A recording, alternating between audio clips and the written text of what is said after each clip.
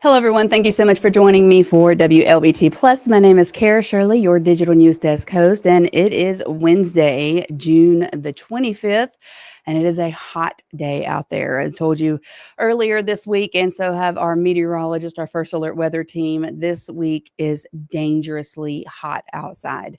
The temperatures in the upper 90s, the heat indices is in the 100s. Just if you're going to be outside, make sure you are taking precautions and staying hydrated, finding shade, finding a cool spot to cool off, and all of that stuff.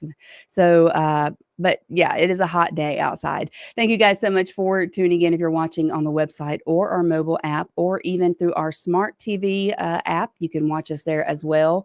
Thank you so much. And if you're tuning in on our social streams, thanks for watching there. Don't forget, you can always join the conversation. If you have any questions, comments, thoughts, or suggestions, you are more than welcome to leave those in the comment section.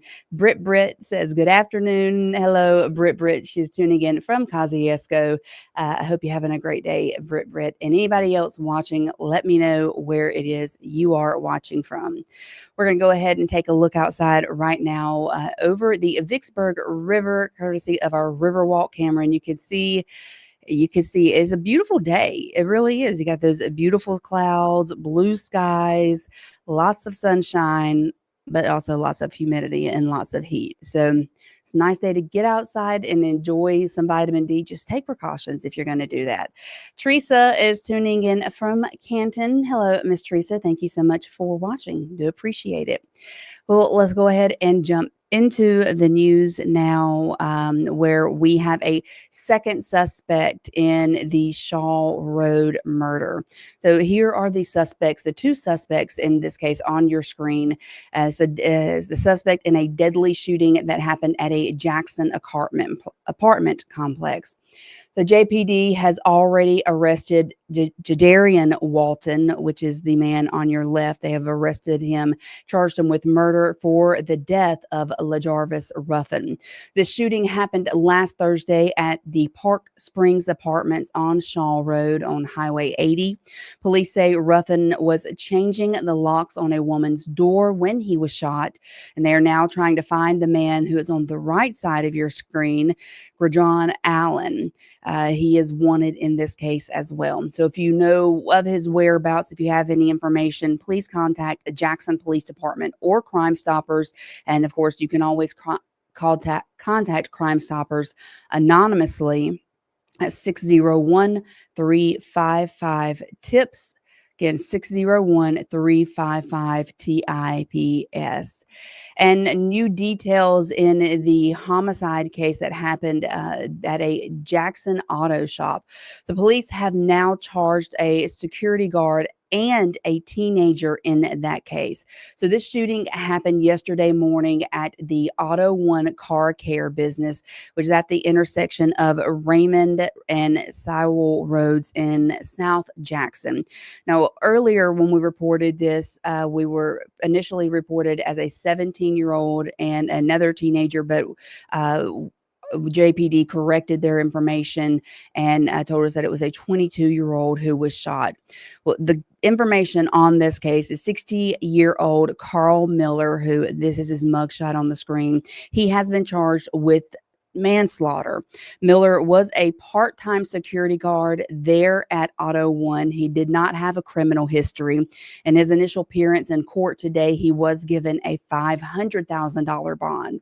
So JPD says that 22-year-old Deonyon McGee and a 16-year-old boy were trying to break into cars there at the Auto One. Miller caught them in a car and shouted at them and then fired his weapon. According to the police department, they were running away when the shot was fired.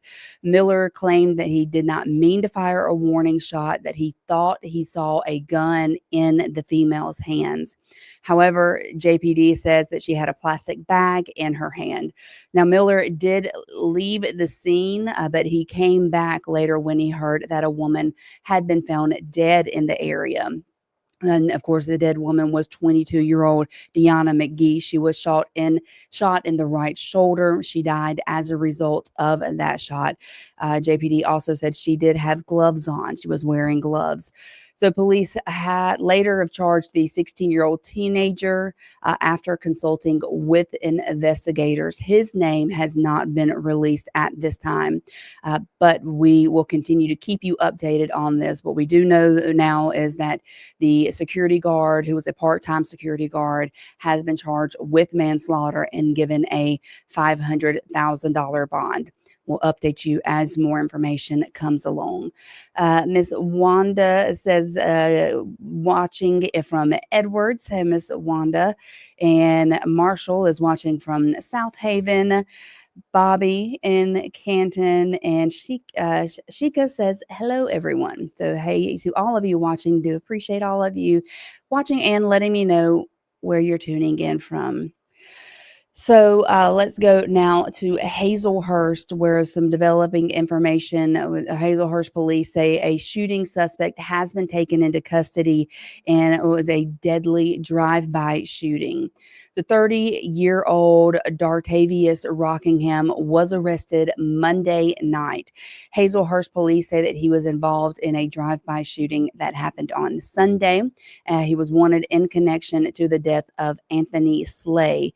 Another teenager was also hurt in that shooting, but this man has been taken into custody there in Hazelhurst. Georgia watching from Clinton, and Annie saying good evening. Hello to all of you.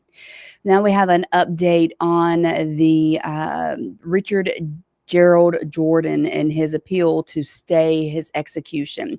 So he has one more legal option to put a stop to his execution. As of yesterday, he only had one petition left, and it was with the U.S. Supreme Court. Legal options to stop his execution, of course, are running out. He is set to be executed today. The U.S. Fifth Circuit Court has ruled that the execution will move forward. Jordan also asked the governor for clemency, but that was denied. So Jordan made several attempts and appeals over the last 50 years to put a stop to his execution. None of those have been successful. The most recent one claiming that the state's 3-drug protocol for execution is unconstitutional.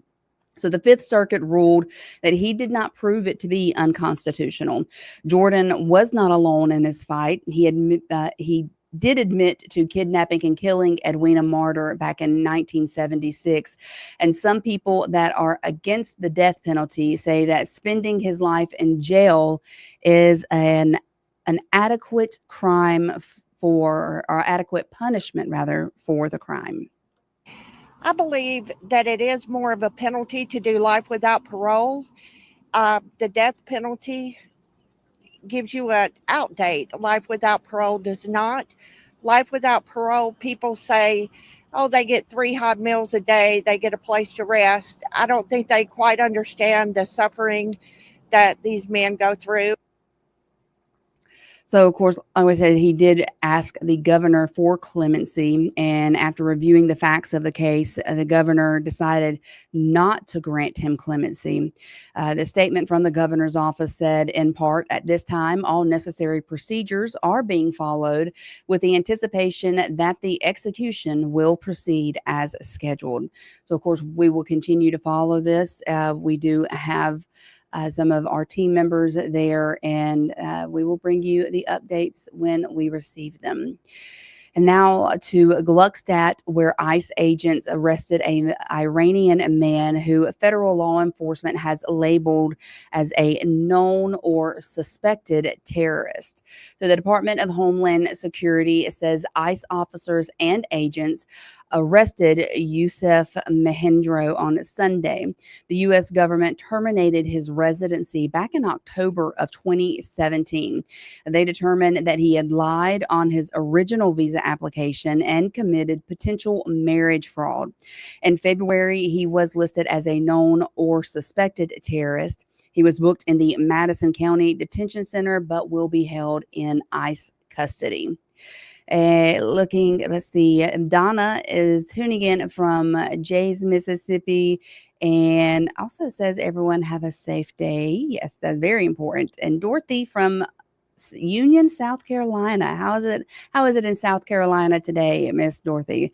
Probably hot. It's hot just about everywhere right now. Coming back here to Ridgeland, there is a hotel in Ridgeland that is set to be sold to the highest bidder. Let me turn this volume down for you. There we go. So a sign that was posted outside the former Roadway Inn on Ridgewood Road north of County Line says that the boarded up hotel is up for a bank-owned real estate auction. It says online bids are due by July the 9th. Back in 2023, the city of Ridgeland pushed to get the hotel shut down due to frequent illegal activity. It opened up originally back in the late 1980s as part of a Shoney's Inn. The auction is online. The current highest bidder is set at $175,000. So if you have dreams of owning a hotel in Ridgeland, want to make a bid on it, now is your opportunity. And going to the city of Canton, when a new member is sworn in to the Canton Board of Aldermen next week, she will unfortunately not be getting a paycheck. So Dr. Shannon Whitehead was elected to Ward 2. She's set to take office next Tuesday.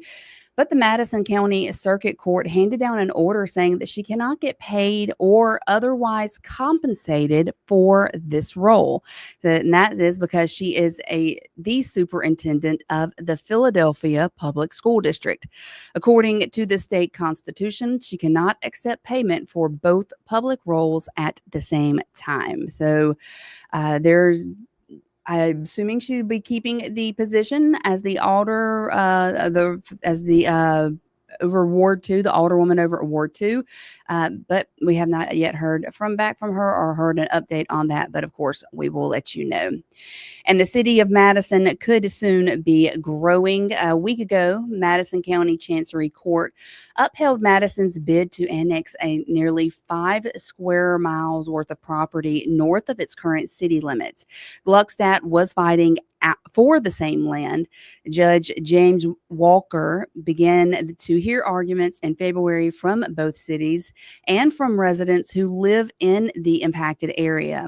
Jane Corey is one of those residents, and she wants to be a part of the city of Madison. When you're having to decide between history and a proven track record, most of our homeowners felt much more at ease if staying in the county was not going to be an option. And we did not feel like with where our subdivision is located, that was going to be a likely possibility. So we tried to approach it, who would best look out for us and provide the services that we needed. And at the end of the day, the majority of our homeowners felt like that would be the city of Madison. While the judge has submitted his ruling, Gluckstadt still has until this Friday to file an appeal. It's unclear at this time if that will happen. And here or over in Rankin County, a new supervisor has been appointed to fill the vacant seat representing District 2. So the new supervisor is Dr. Glenn McLeod. He is a veterinarian and a longtime resident of the Fannin community. He will now be commissioned by Governor Tate Reeves before he begins his work as supervisor. The board says McLeod accepted the job with the understanding that he will not seek to run for the position in the upcoming November 4th special election to replace Scott Berry, who resigned earlier this month. And a controversial state law is being challenged in federal court. House Bill 1193 bans all DEI practices in public schools and universities. A group of attorneys is now asking a judge to put a pause on the law to prevent it from becoming enforced. So you may remember a lawsuit that was filed earlier this month. Well, in court Tuesday, attorneys argued that the bill violates the First and 14th Amendment. And when it comes to House Bill 1193, it prevents all public schools, colleges, and universities from using any DEI practices when it comes to academic and employment opportunities. Schools risk losing state dollars if they don't comply. During yesterday's hearing, when it was the state's turn, attorneys asked for the lawsuit to be dismissed, arguing that the bill should stay on the books and continue to be enforced. However, some believe that the bill will have a negative impact on our state. This law is an example of what happens when you let politics get in the way of common sense. And there's been this headlong rush by a majority of the legislature to get on the anti-DEI bandwagon. And in doing so, they've passed some provisions of this law that just don't make any sense and that sort of totally upend education as we know it and contain these crazy provisions that could, for example, lead to the closure of certain schools.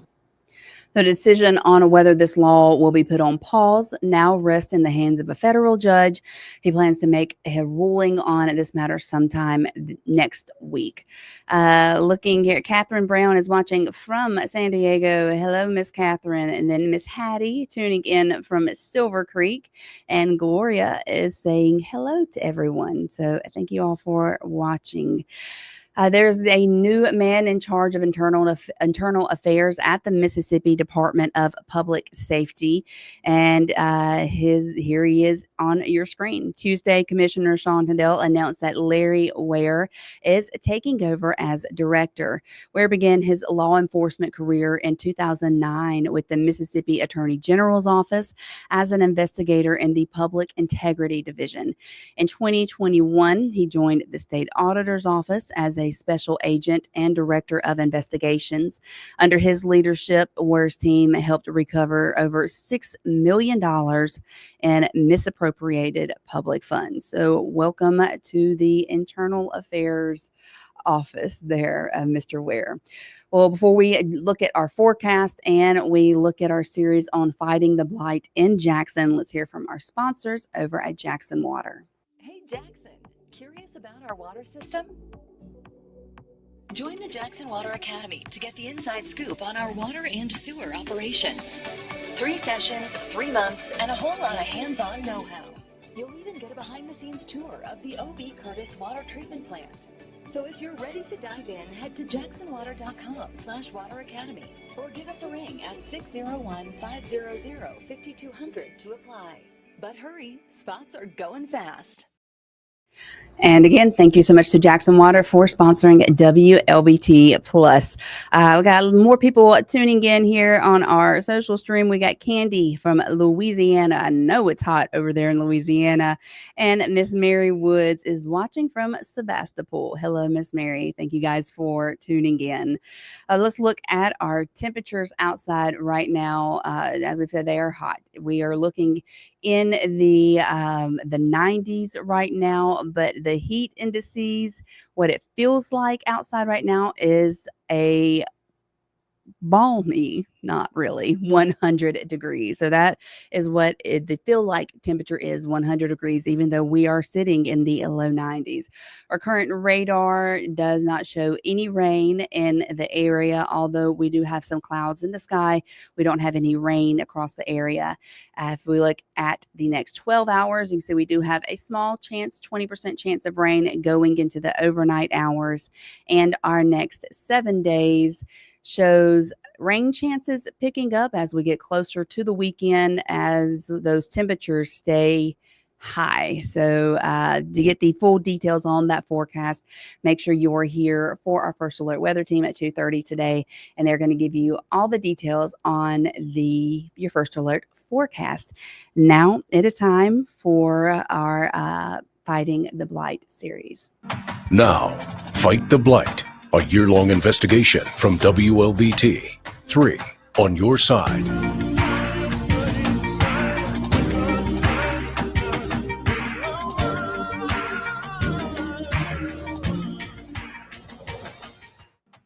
So illegally discarded tires are still a problem across the city of Jackson. They have thousands of them end up on the streets and vacant lots. We've shown you videos and pictures of just piles of old tires being discarded throughout the city.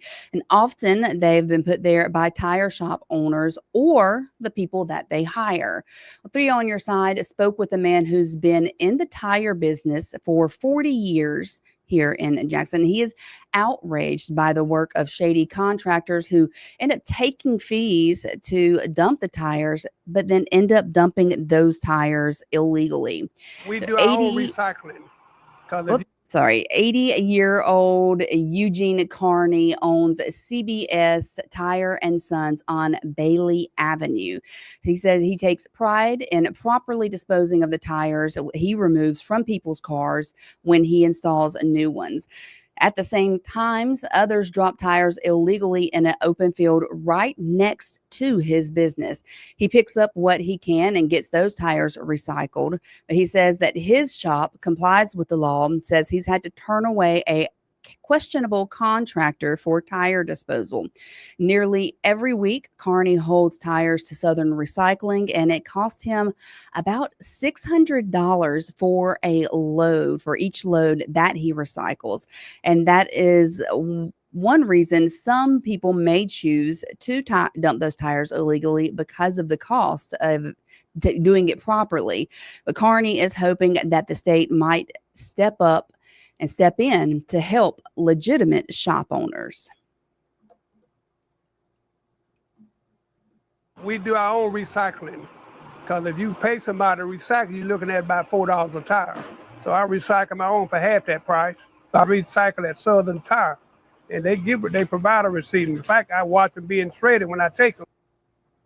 Carney says that he supports City Councilman Vernon Hartley's plan to require tire businesses to prove that they are disposing of those tires properly as a condition of getting their license to operate. And a group whose mission is to help children and their families thrive held a groundbreaking for a new center yesterday that will expand their services. So Canopy Children's Solutions held the groundbreaking ceremony for the expansion of its CARES Center on Northwest Street in Jackson. The CARES Center is the state's only nonprofit psychiatric residential treatment facility, and they provide trauma-focused care for children with severe emotional and behavioral challenges. In a partnership with the Mississippi Department of Child Protection Services and the Department of Mental Health, Canopy is adding 3 new residential cottages to increase capacity from 60 to 80 beds.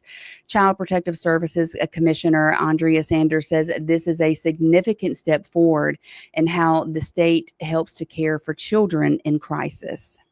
Not only does this provide a real opportunity for us to take good care of our kids and provide the kind of treatment they need here at home, it also said to me that I'm not alone in this fight, that I've got the power of the community, the power of the government and leadership, and all my colleagues. This project is funded through the state legislature, and officials say it is only one part of the state's mission to provide more children with access to mental health services. And we have some sad news from the University of Southern Mississippi. A legendary women's basketball coach there has passed away. So the university says that Joy Lee McNeils lost her battle with cancer at the age of 63. She had just retired at the end of this past season. So this is a video from her retirement celebration. The coach had been diagnosed with cancer 8 years ago. She coached the Lady Golden Eagles for 21 years and had been with the program for 34 years. Of course, our thoughts and prayers go not only to her family, but her former athletes, her current, for her former athletes, and that's everyone there at the University of Southern Mississippi. Well, guys, that's going to be it for WLBT Plus today. I will be back tomorrow. Hope you join me then, and hope you join our First Alert weather team today at 2:30 for that in-depth look at your forecast. Have a great day, and I will see you tomorrow. Bye-bye.